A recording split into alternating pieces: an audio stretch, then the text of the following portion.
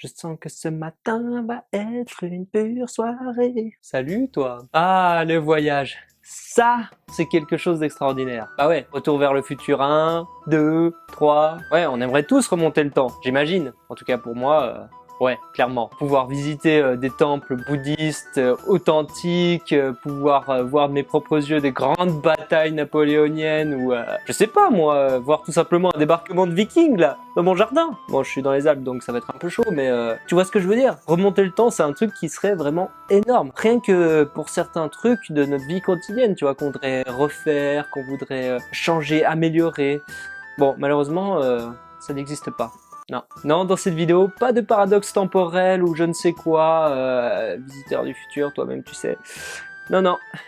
Non, là je vais te donner 3 méthodes qui te donneront l'impression d'avoir voyagé dans le temps, mais d'une autre façon. Première méthode. Bon, je vais te parler du Japon parce que c'est un de mes pays préférés, mais n'empêche que ça s'applique à tous les pays du monde. Au Japon, tu te dis sans doute que de toute façon, pour être dépaysé, ben, il suffit de voir quelques temples bouddhistes et ce serait peut-être les seules choses à peu près authentiques qui a réussi à survivre à la guerre, aux années, etc., etc. Et non, parce qu'il existe des hectares entiers de terrains et de bâtisses qui ont encore survécu aujourd'hui aux buildings et à toutes ces choses que tu connais finalement sur le Japon. Parce que c'est un peu les stéréotypes qui ressortent souvent du Japon, c'est les buildings, les jeux vidéo, la technologie, ces gens qui s'amassent dans le métro à s'écraser contre les vitres.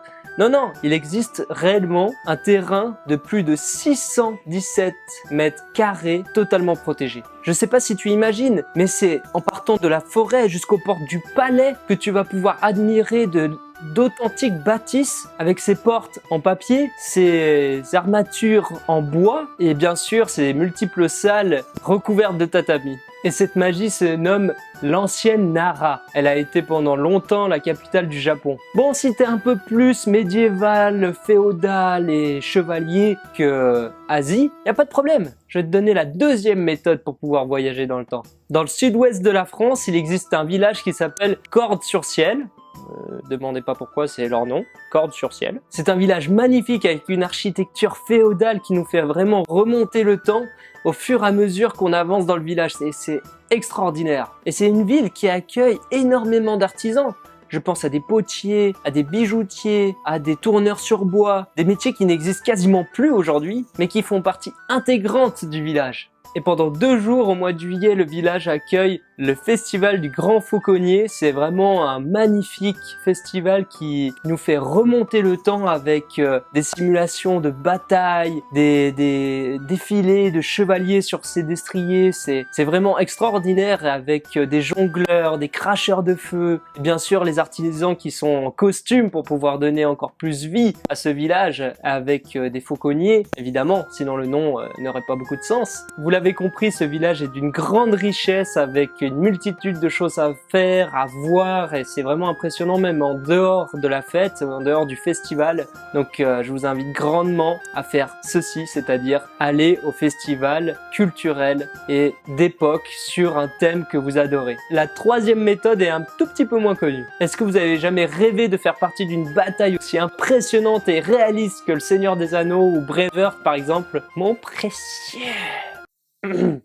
Non, parce que pour ma part, oui, clairement, j'avais envie que le film ne s'arrête jamais pour pouvoir continuer à pouvoir vivre cette épopée à travers les plans qui sont extrêmement précis et détaillés avec le maquillage, les fausses armes, etc., etc. Et ça, c'est une chose qu'on a envie de faire étant enfant, dire charger l'ennemi, etc.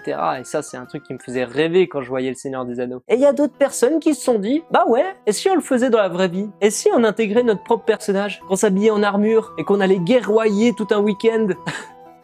Et c'est comme ça que le jeu de rôle grandeur nature, GN pour les intimes, est né. Mais le GN c'est quoi? C'est tout simplement l'incarnation de son propre personnage. Race, sexe, âge, que vous soyez nain, elfe, orc, humain, tout peut être fait. Bon par contre, pour être un nain, faut se la jouer roleplay et marcher sur les genoux quoi. C'est un peu chaud.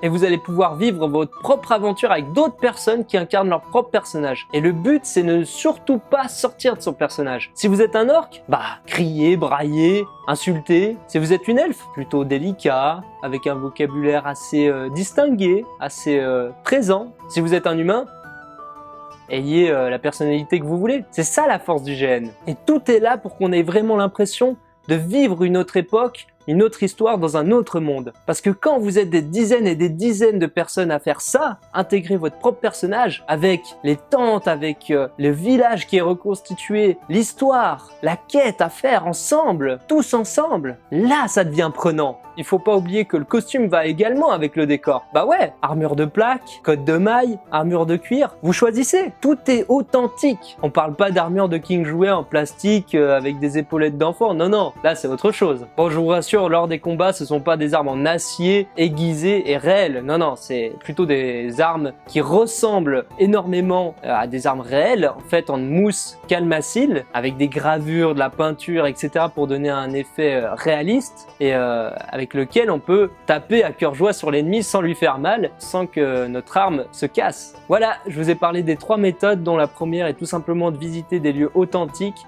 qui ont été restaurés avec les anciennes méthodes, etc.